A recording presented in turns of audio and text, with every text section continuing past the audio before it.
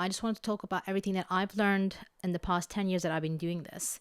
But I don't want to talk about the tangible parts of, I wish I've done this sooner. I wish I knew how to do this. I don't want to talk about that side of it. I want to talk about the physical, the mental aspect of things, where the journey where a lot of people either make it or the journey like kind of breaks it for them, if that makes sense. Because lots of people tends to just give up if they face the struggles, and everyone faces that struggle. People who do make it just break through. So I wanted to talk about how people who break through.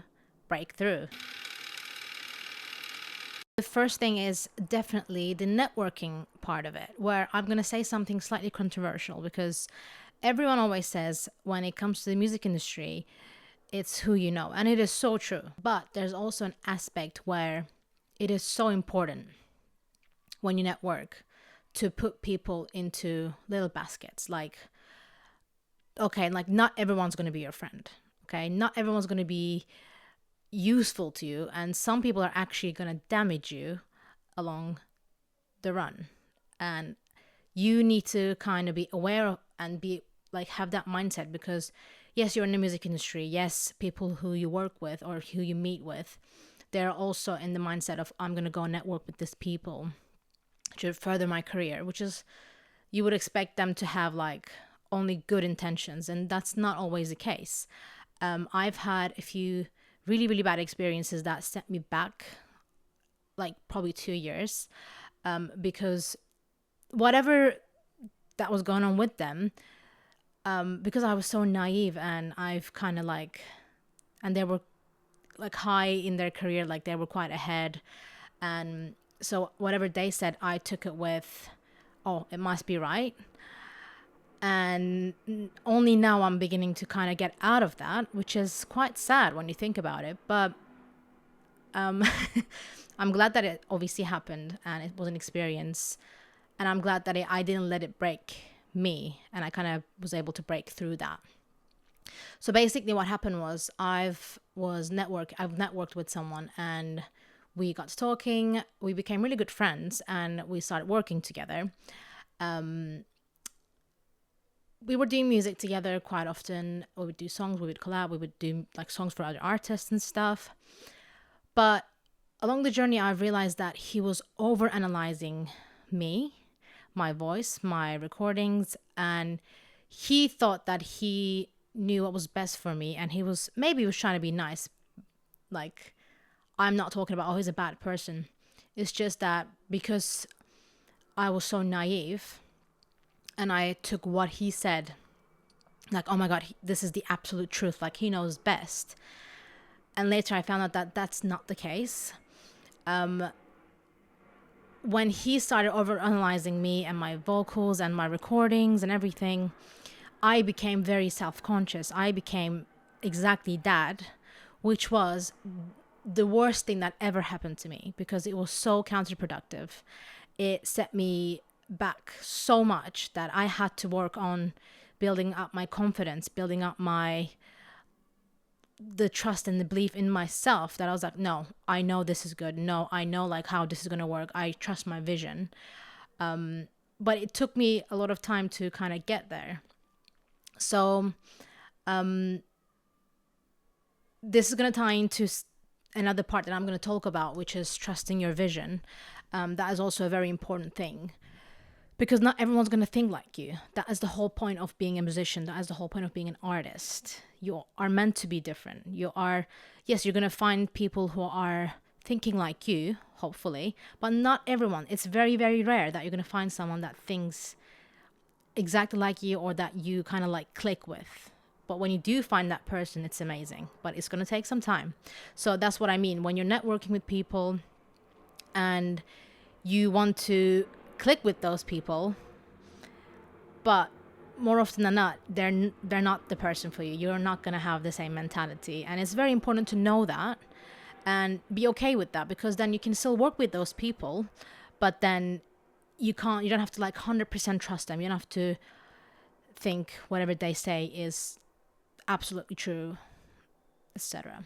Another person that I was working with, he was quite possessive actually. And I'm not saying this to put you off anything, but this was a big lesson for me. I was working with a producer, and later on, his friends who were also producers wanted to work with me, but he was so jealous of that. He was like, "No, like you're my vocalist. Only we can work together. They can't." Like I'm like, that is such a stupid thing to do. You are not only damaging my career, you're getting in the way of me like networking with other people. But also, if I was to network with other people, that would help him as well. Because then the songs that we've done together would be, a lot further. Or like that was such a stupid thing just because he was jealous and he didn't want anyone else to work with me. Like that was just so stupid. And even though we did have a contract that we signed, he kind of like threatened to take the songs off Spotify and take the songs off like all the socials and the labels, because again he was quite high in power, I would say. But in the end I just decided to, like, you know what, go ahead, like you can't blackmail me. Like if you think this is what, like, do it. If you think you have the power to do it, go for it. So, and I just cut all like contact with him. And but obviously you don't also want to, like, you need to know how to deal with these kind of people. I was quite calm, and I was always nice. Whatever the situation is, don't argue. I just said, I'm very disappointed that this is what's happened. If you want to do that, go ahead and do that. That's absolutely fine. And honestly, years later, this was quite like 5 years ago maybe, and he's still messaging me. He's still wanting to work with me. Never again in my life. Absolutely never again in my life. Which actually that experience pushed me to learn how to produce. And I'm so grateful for that, because now I can fully, without having to compromise, I can fully just produce whatever I want to produce. And it's the best thing ever. It's very difficult, but it's the best thing ever.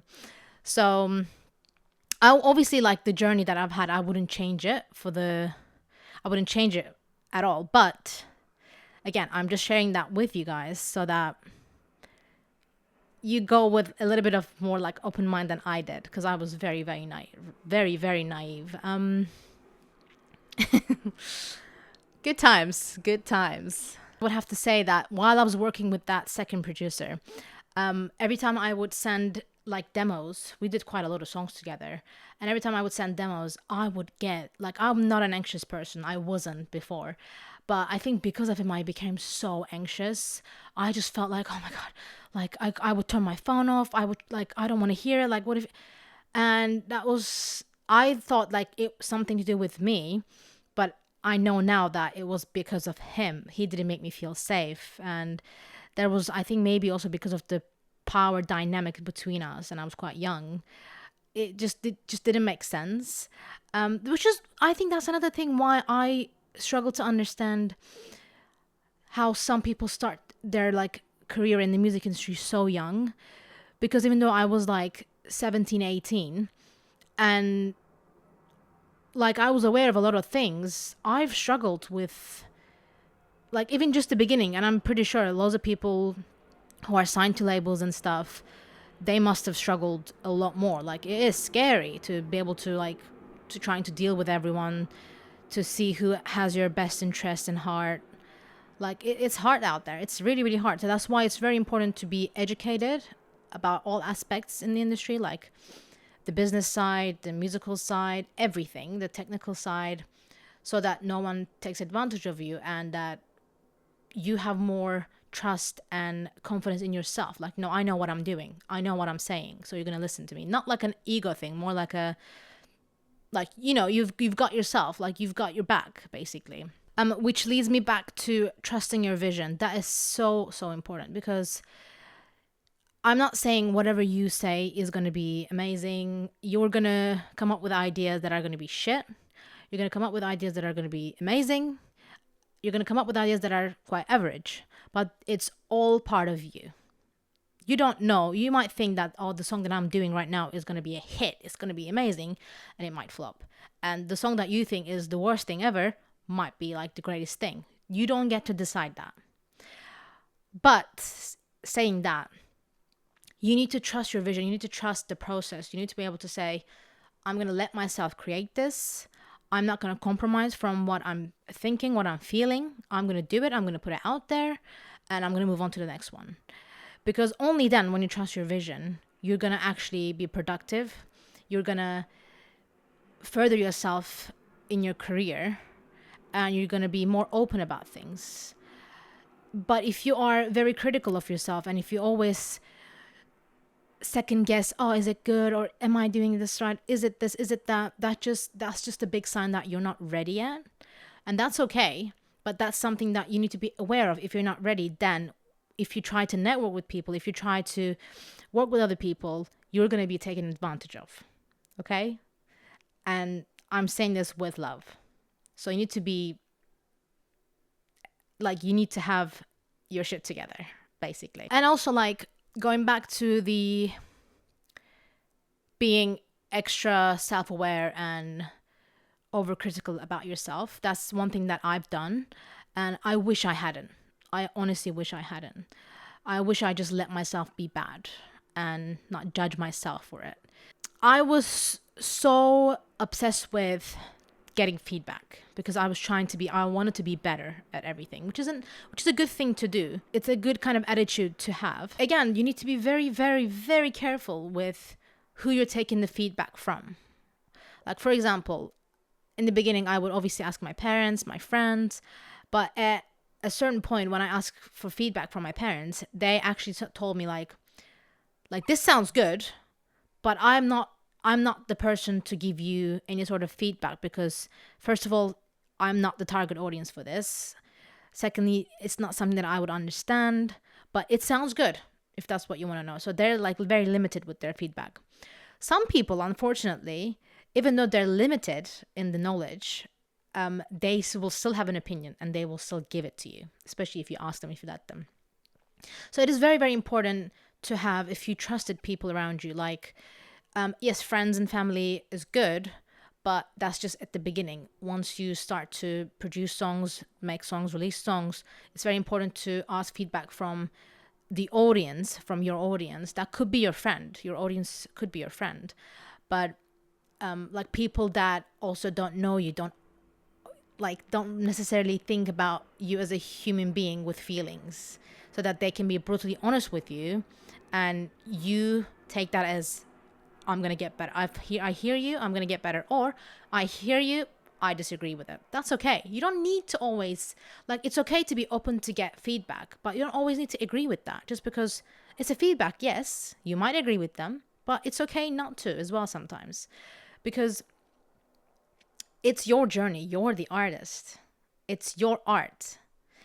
I always get mind blown by this. When people make music and everyone says music is collaborative, you need to be working with other people. Yes, true. But also sometimes it's my music. It's what I want to do. You wouldn't get involved with a painter and say you should use this color instead when you're making, when they're making their art.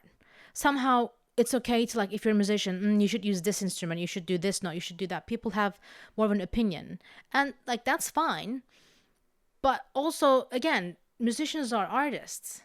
So as painters, sometimes, it's okay to let the artist do their own thing. Even if it's bad, that's okay too. You don't have to always make good things. You don't have to always produce good hit, this, that. It's not about that. Yeah, because when you try to get feedback from people that don't really understand your vision, or then they don't have the knowledge to actually give you that feedback, or they have a completely different background. I went to a university, I got a music degree. And looking back now, I've seen that most of my teachers, most of my lecturers actually kind of sand down what made me unique in how I sang. Because obviously they have to teach you the technique and the right things. But when I look back at the old videos where I was singing before uni, I realized that I was a bit more authentic, because I would just do it without thinking. After uni, I was a bit more into doing it right technically, which is not a wrong thing.